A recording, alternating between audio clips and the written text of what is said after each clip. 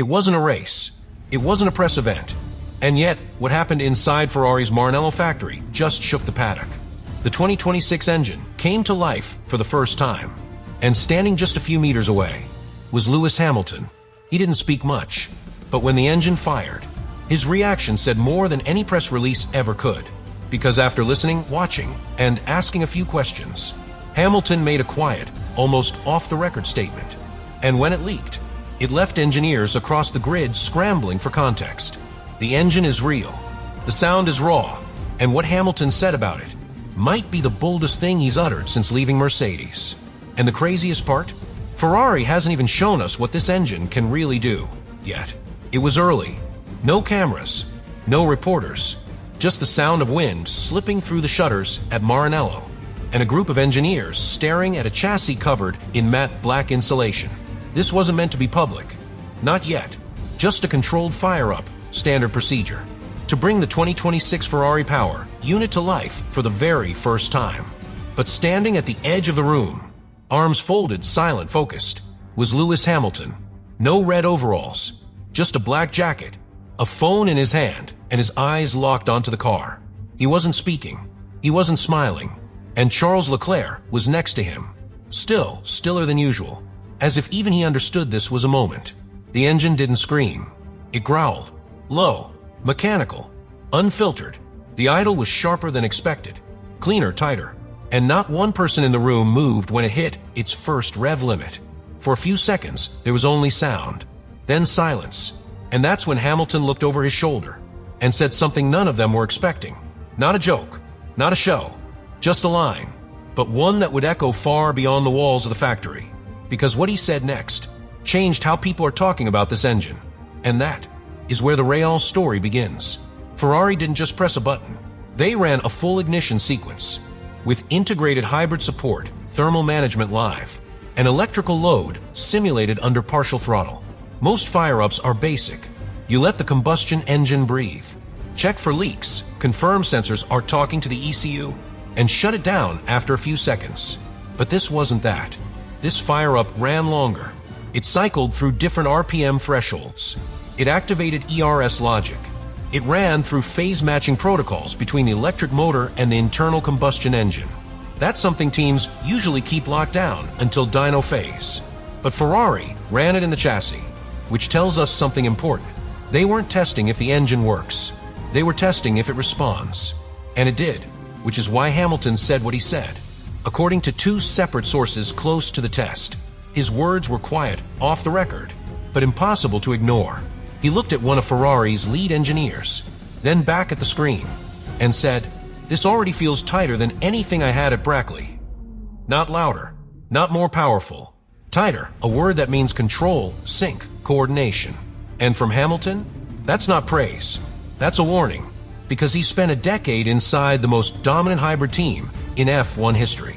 If he's saying Ferrari's new unit feels more connected, even at this stage, that's not hype.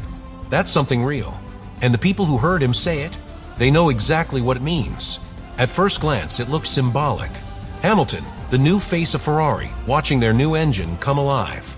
A passing of the torch moment. A little theater to get fans excited. But what really happened that morning wasn't staged. It was strategic, because Hamilton didn't fly to Maranello for a photo op. He was in the engine room. He spoke directly to the system's engineers. He asked about ERS calibration, about battery control under temperature stress. And according to a technician on site, he asked questions only someone who's lived inside a winning engine program would ask. That's not PR. That's vetting. Hamilton wasn't there to be impressed. He was there to be convinced. Because he's not gambling the final act of his career on nostalgia or red paint. He's here for one reason, to win one more title. And for that to happen, he needs more than marketing. He needs numbers, reliability, proof. And Ferrari showed him something. Something they didn't show the press. Something no other team expected to be ready this early. Not just a working engine, but a working system. Hybrid logic that syncs with throttle input. Battery maps that don't spike under idle load. Torque response that doesn't lag behind acceleration curves. And if that all holds true, then Hamilton didn't just make the right move. He may have made it a year ahead of everyone else. Because here's the twist. Ferrari didn't invite him to witness a milestone. They invited him to witness dominance in development before anyone else could. And now that he's seen it, the way he talks about this engine isn't just different, it's dangerous. Something strange happened after the fire-up. Or rather, something didn't happen. No one reacted. Not Mercedes, not Red Bull, not Audi, who's betting everything on 2026. Not even the FIA, who's usually quick to offer soft praise when manufacturer hits a key milestone. Just silence. And in Formula One, silence never means nothing. It means someone's thinking. Or worse, recalculating. Because Ferrari didn't just turn on an engine. They exposed a gap. A gap in preparation, in progress, in perception. Most teams assumed Ferrari's hybrid program was still behind, that they'd hit cooling issues, that the ERS wasn't behaving under load, that the battery architecture, rumored to be steel core based, was too heavy to manage dynamic throttle response. But now, that theory doesn't hold, because not only did Ferrari run the system in Maranello, Cadillac ran the same engine at Silverstone, on track, in wet conditions, with no known faults. That's not coincidence. That's capability. And yet, no rival team dared comment on it, because acknowledging it means acknowledging Ferrari may have crossed a line no one else has reached yet. Technical readiness, under 2026 conditions, in January. And that's the part no one wants to admit. Because if Ferrari's unit is already integrated, if Hamilton is already seeing what it's capable of, and if both drivers are already feeding back data to optimize torque delivery and battery cycling, then Ferrari doesn't just have a good engine, they have a head start. And for the rest of the grid, that's a problem you can't fix with upgrades. That's a problem of time. If Ferrari's 2026 engine is as advanced as it now appears, then this isn't just about winning races. It's about shifting the balance of Formula One before a single lap has been completed under the new regulations. Because this engine, it's not just fast, it's functioning. The hybrid system isn't experimental. It's already been integrated. And the energy delivery, according to internal telemetry, stable, clean, responsive. That means Ferrari may have solved the very thing other teams are still trying to simulate. And this changes everything, especially for Hamilton. He didn't come to Ferrari for sentiment. He came for the one thing every driver at his level chases until the very end: performance. And now, suddenly, it looks like he might have made the move at exactly the right moment.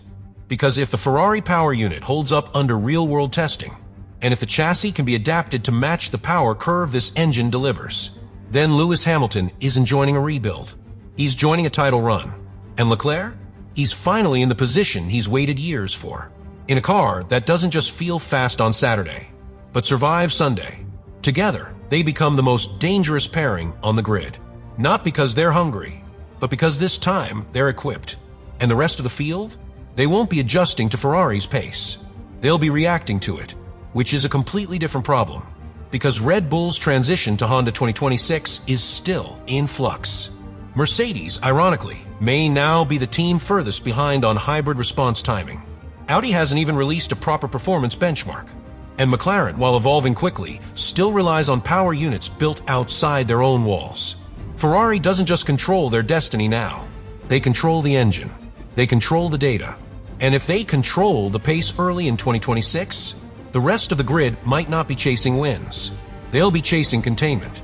And if that becomes the narrative, then what Ferrari started in silence could end in total disruption. So now the engine's alive.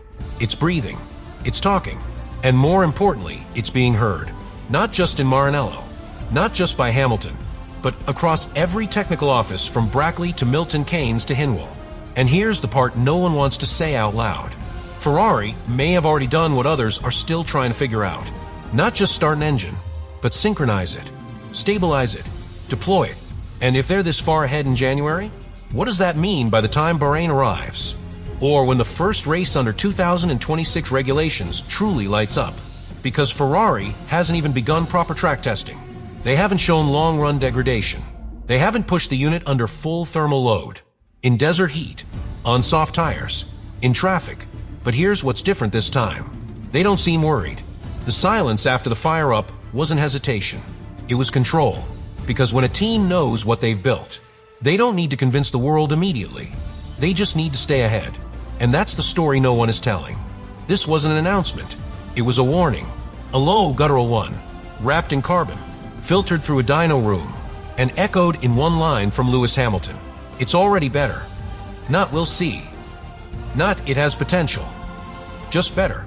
And if that holds up, if this engine keeps working under pressure, on track, in qualifying, in wheel-to-wheel battles, then the sport may be headed somewhere nobody was prepared for. Because Ferrari didn't knock on the door this time. They didn't ask permission. They just lit the fuse and let the sound speak for itself.